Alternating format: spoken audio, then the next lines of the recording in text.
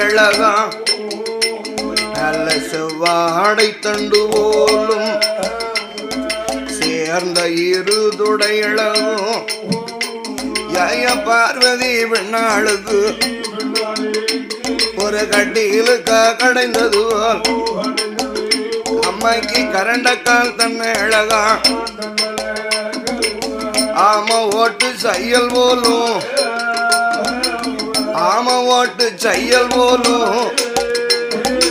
அவளுடைய பாதம் ரெண்டும்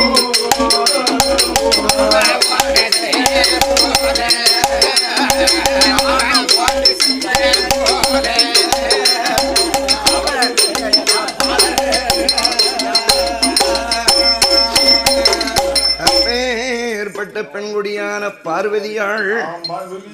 ஓலப்பூச்செயல் போல் உருவாக தலைமுடி ஏறு நெத்தை கூர் உருவா